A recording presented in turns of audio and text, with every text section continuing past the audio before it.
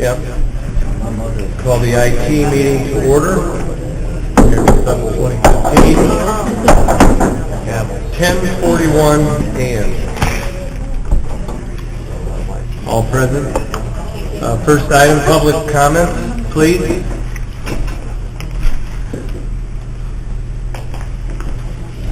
Seeing no public comments, we'll go on to number 2, distorted input of electrical service. Who's reporting that? Anita? I did get a call again from area-wide. There were, for about almost 2 weeks, really, there were all these are times that the UPS on our server kicks in because the electrical current either goes up or goes down. So we had this happen in October, and we had it happen in August. We looked at it, I talked to Clyde. Clyde talked to Brian Grimes. Brian Grimes said we were the 4th company in the area that had contacted him about coming and looking at the equipment, not internal. But he had already talked to Ameren, and they were doing work on the lines. And that seems to be, that's what happened the 2 prior times as well. That while they're doing work on the line, then we get these fluctuations in the amount of electrical that's coming into the building. Now I'll say, this time it wasn't as bad as, remember in October, it got to our UPSs under our desk they click on and off, click on and off. So not as serious. There are a couple things area-wide suggested we could do. They're only down maybe a couple volts down, plus or minus, over the 120. But, and there was some thought, somebody recommended we just do that, change it so the UPS doesn't notice that much, or doesn't report. It does what it does, it just doesn't send us a report. Both area-wide and I disagreed. I'd rather, even if there's nothing to do, we would rather know about it than not know about it. So it has, over the last couple days, we haven't had any kicks since last Wednesday. So we assume it's all sorted itself out now. But that tends to be an issue in this area. We monitor it. We don't want to change the sensitivity of when it reports to us. They did look to see if maybe there was an upgrade to firmware on the UPS that needed to be done. There was nothing like that. So we're just monitoring it, and we'll keep an eye on it, and if it continues, and we'll check with the electric company again. But it tends to happen every few months here, so. It happens all around. All the businesses, UPS is squealing every now and then. With the wind's blowing 40 miles an hour. If somebody hits a utility pole a couple miles down the road, just a kick in the system. But that's why we got those UPSs in place. Right. Right. The UPSs are doing exactly what they're supposed to do. So. But they give you the report too now. Yes, they do. Okay. Number 2, printer copy or maintenance consolidation. We did sign that contract. Kyle signed that last week. It was effective April 1st. So you can see here, this is what we're going to be billed. It was sent to all the departments that signed up for it,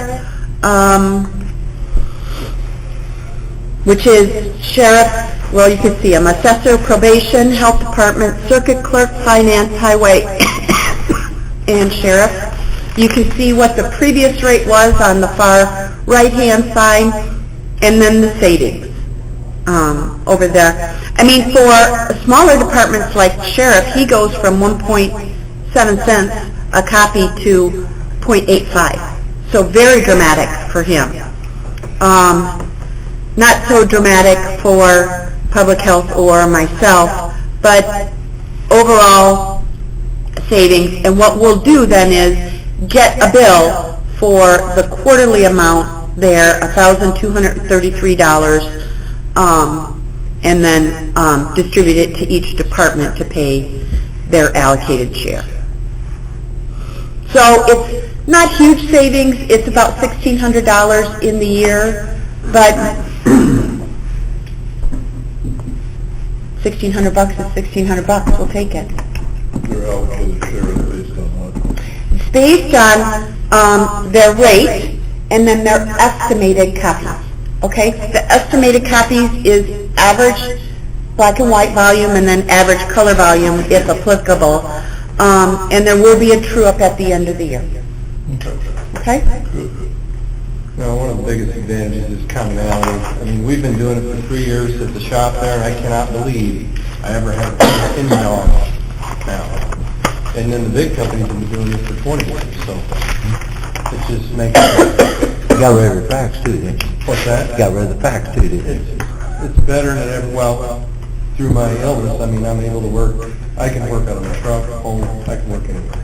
So everything's better now than it used to be. And this is part of it. I can even print at work from home. So I'm glad that all happened. All right, the next item is 911 connectivity.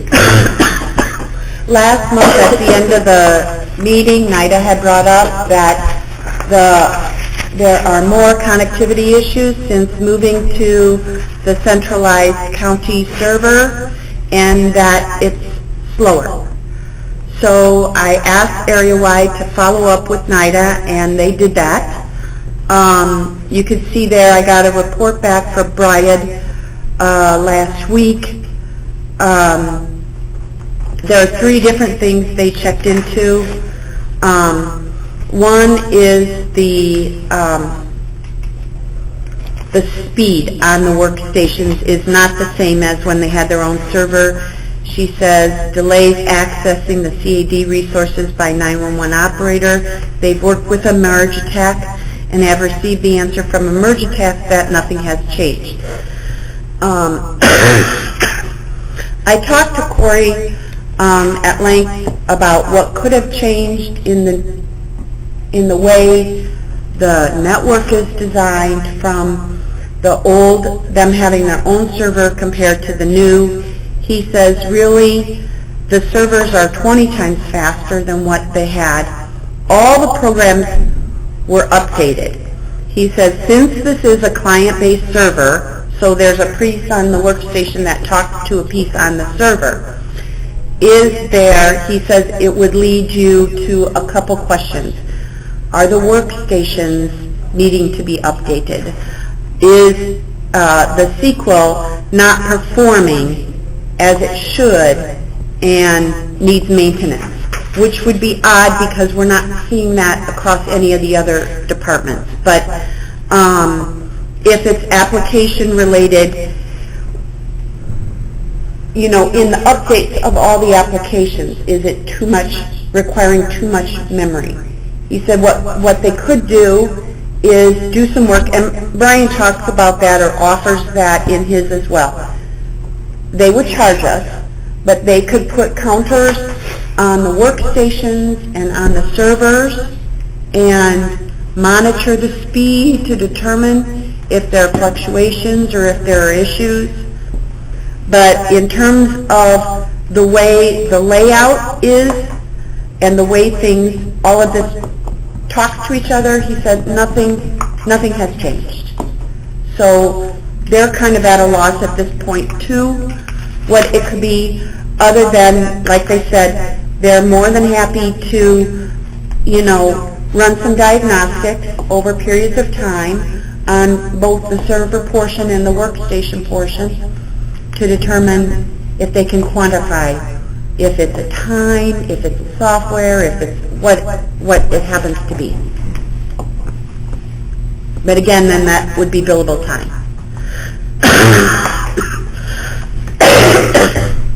There are a couple other minor issues that NIDA was having, like a red disconnect on the map drive.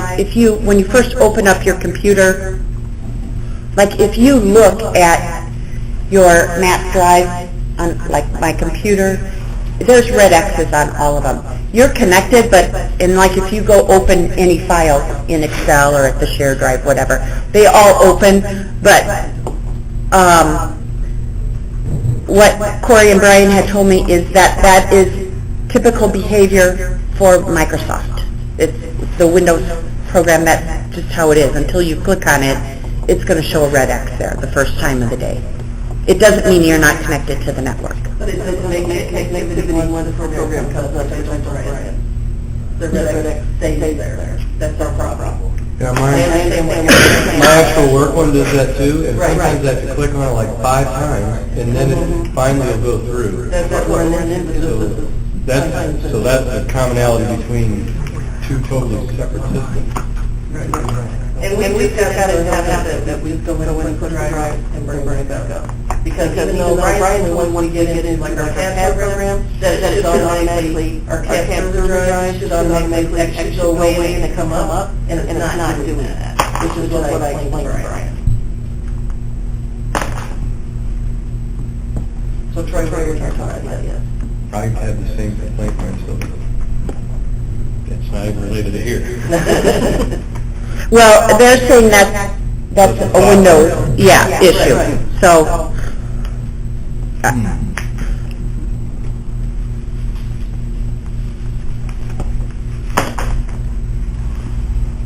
we have an idea of the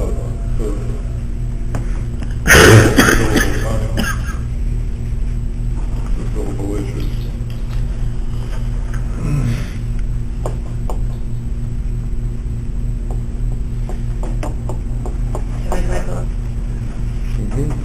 Please. I guess at the last meeting, I was looking at quote that our server is slower. We've got to adjust to it. There is issues. I know when we get into area-wise, it becomes very fast, and I got quite a few hours on it.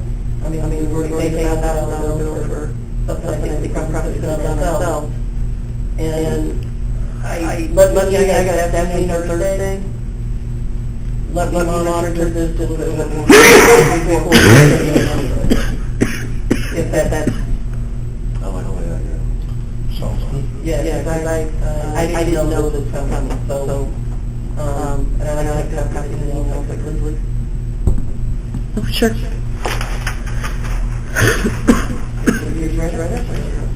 Thank you. Thank you very much. So I thought right now we didn't do that. I thought we're going to do this for. No, it was in response to your comments at the last meeting, yeah. I always want to follow up, when you guys bring up issues, I want to make sure that I'm following up. And I appreciate that. So let me just keep following and see what we come up with and like that. And that's another issue I have at work too. Yeah, same thing. Same type of thing. Why isn't it working? Why is it going so slow? Well, they can answer it, oh, it's working fine. Yeah, well, it is.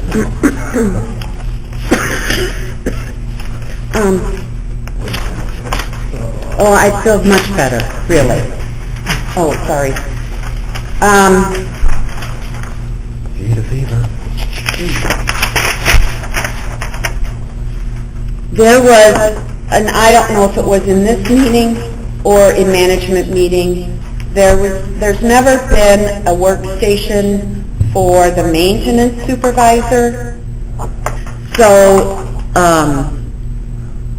there was some, I guess, there were a couple issues where Clyde wasn't able to communicate with the Henneman Engineering, who is the engineering firm working on the boiler grant for this building.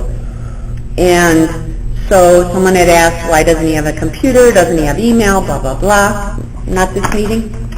Maybe not. Was it? Okay.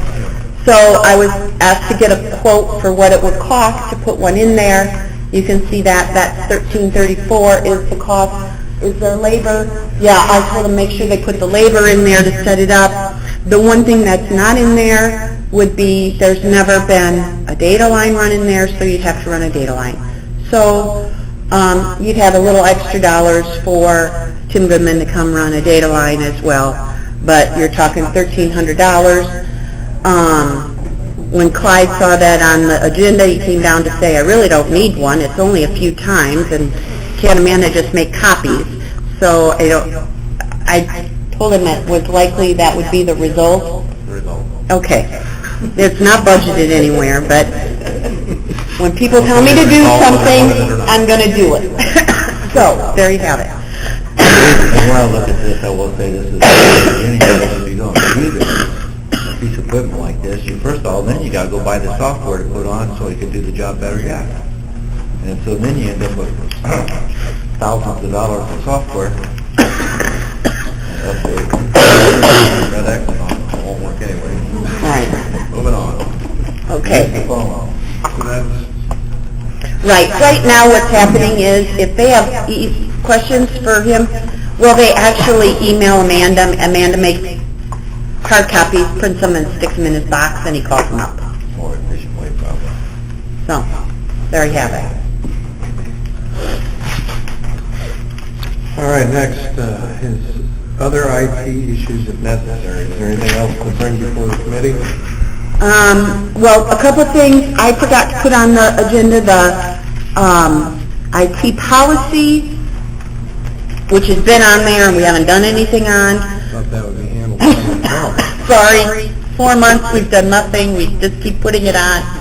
I actually talked to Corey about that, and he said, because I told him we have this acceptable use policy, which is user focused, and when the new employees start, they sign the acceptable use policy.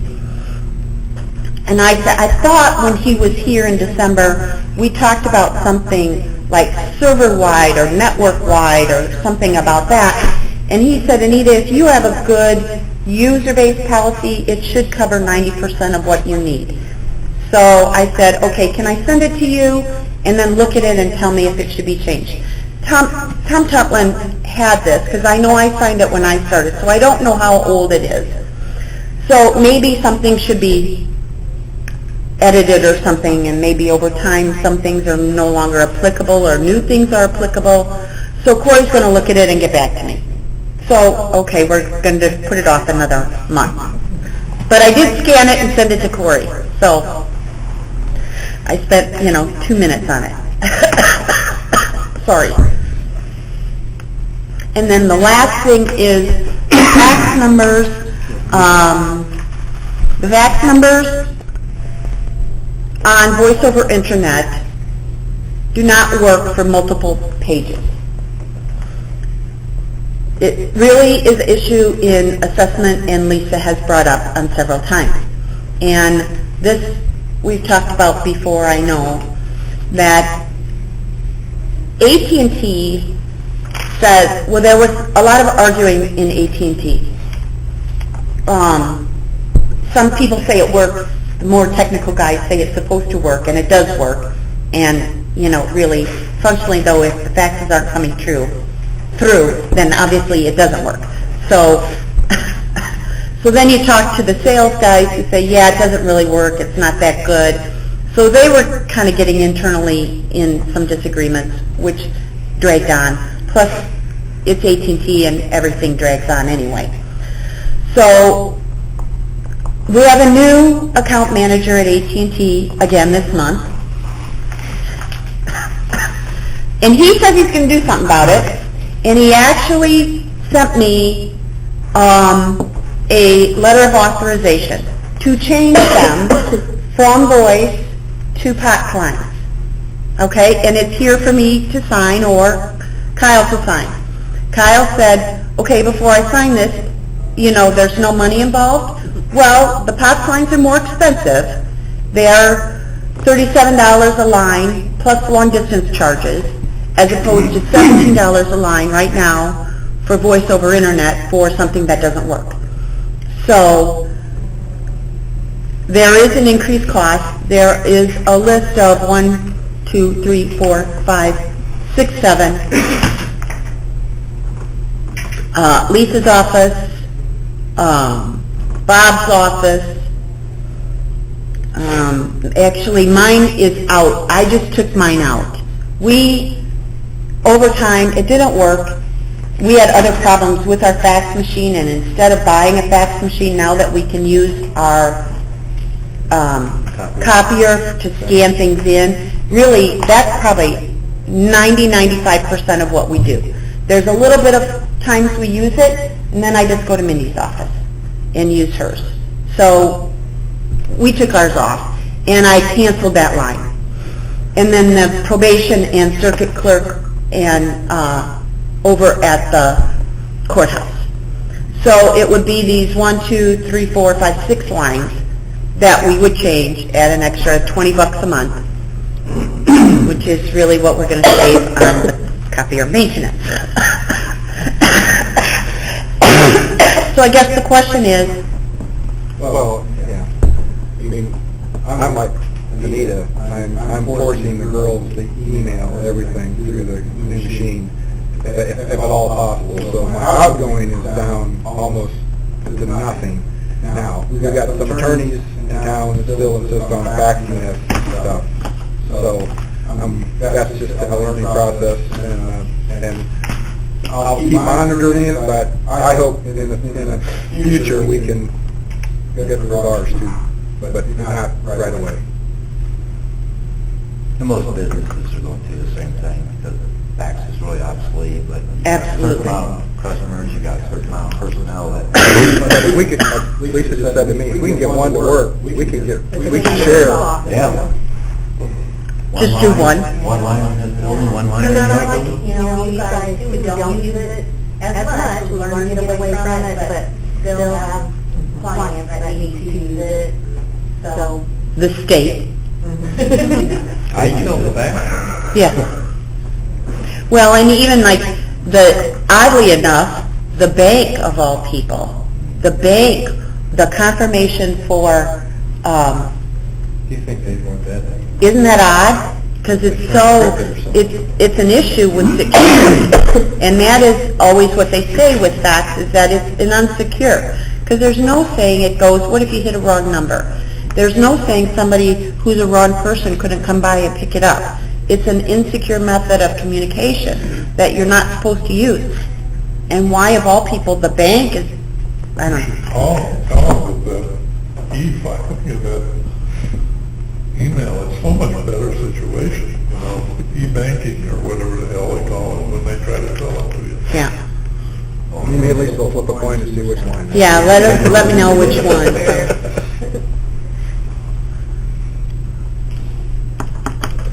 Any other issues? Yeah, so you want me to sign this work order, letter of authorization. And we're going to buy how many phone lines?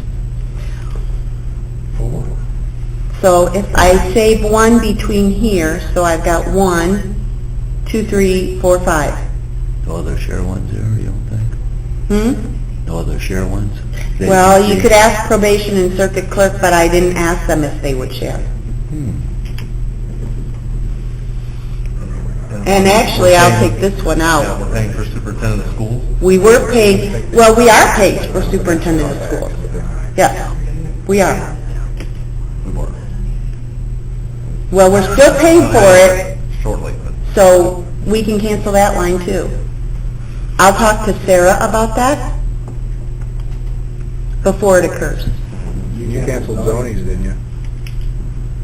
Not on here, so yes. It's not on here, so you must have. Yeah. Okay.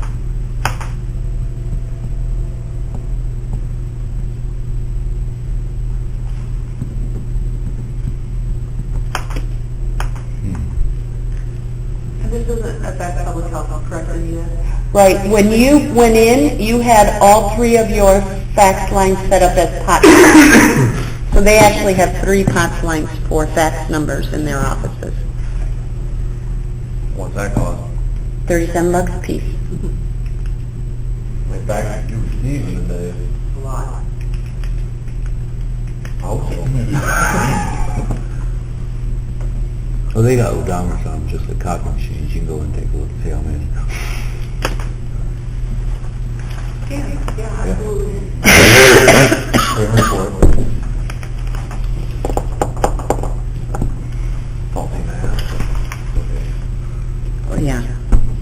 sorry.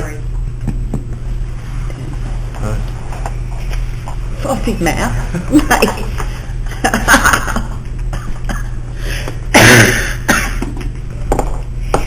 Get your shoes off. Okay, that's all I have. All right. Any other business? Come before committee? Motion adjourned? Second. So moved. Kyle second. Any discussion? All right. Opposed? Meeting is adjourned. 11.